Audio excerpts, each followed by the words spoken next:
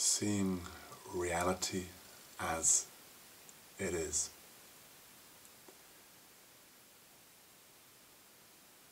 It would seem obvious to point out that if we don't understand what is real or what is happening, then we will create problems.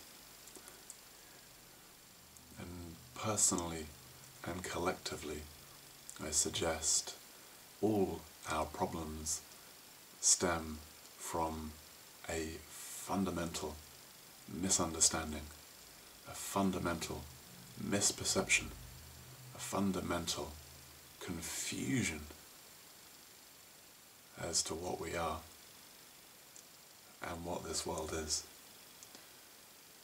Thus, all efforts to change myself or the world are destined to be problematic, misguided, ineffective, until we begin to realize what we are and what this world is.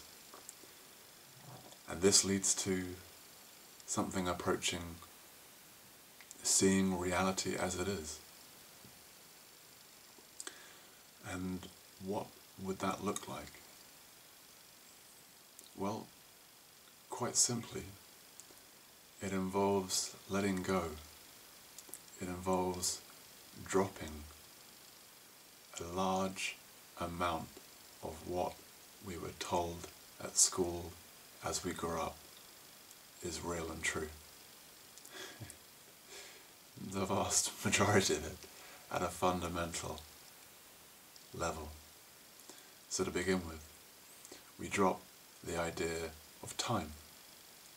We realize the eternal nature of our being. We hold this at least as a concept to begin with. However, to see reality as it is to see reality as it is, not to think about reality as it is. But nonetheless, concepts, pointers, have their use, have their utility, so long as we remember they are pointers and concepts. They are not reality as it is. They are a map. They are not the territory. So we realize we are eternal. We look, we inquire, we see that time does not exist. Clock time is something we've created, of course, a wonderful tool. We would not wish to do away with this in any hurry. It would create all manner of confusion.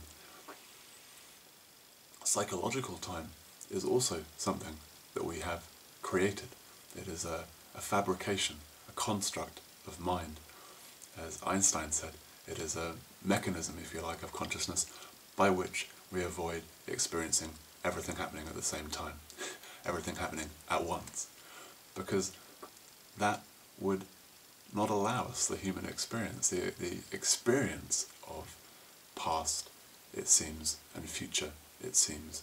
And yet if we look closer and be more precise as to what we actually experience, we only experience this moment, this present moment. So simple and so obvious. And yet we walk around, most of us, in thought of an imagined future or a created past. Now there's power and function in this. There's power and function in imagining, desiring, dreaming, envisioning, in reflecting, learning from experience. Yet, how many of us do utilize these functions consciously and with full awareness? So, this realization that we are eternal, that time is a construct, is part of seeing reality as it is. We recognize, we realize, we remember there is only this present moment, this holy instant, this now, where the power certainly lies. What else do we need to drop to see reality as it is? We need to drop the idea that this world is in its form, in physicality, in matter, substantially real. It is also a fabrication. It is also a creation of mind, of consciousness. It is also an illusion, Maya, if you like. It is a construction. Neuroscience points us to this truth as well as mysticism, as well as our own inquiry and realization. This world, please, don't take it so seriously. It is an illusion, a wonderful illusion, so real, apparently, so convincing, so delightful. A wonderful place to play and explore and learn and grow and evolve. Yet not real, fundamentally. So we've dropped time and matter. What next?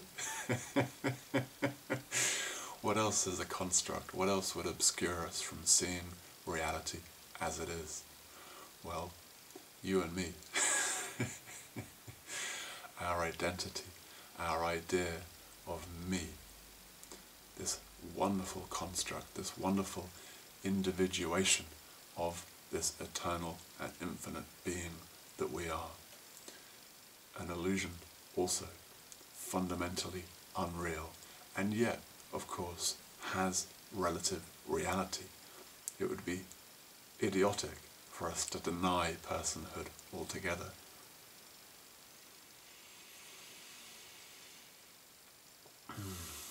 So, having dropped time, having dropped space, we also drop ideas of self. We also drop ideas of me. And again, this can be helpful to point at as concepts not so helpful.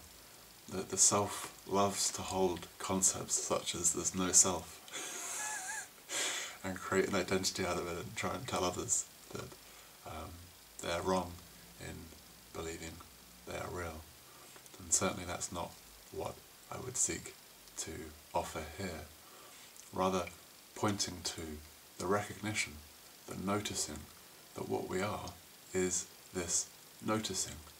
So before or beyond, above, below, outside, deeply within the self-experience, the thoughts, the emotions, the sensations, this sort of subtle sense of being individuated, there is this awareness, this presence, consciousness itself.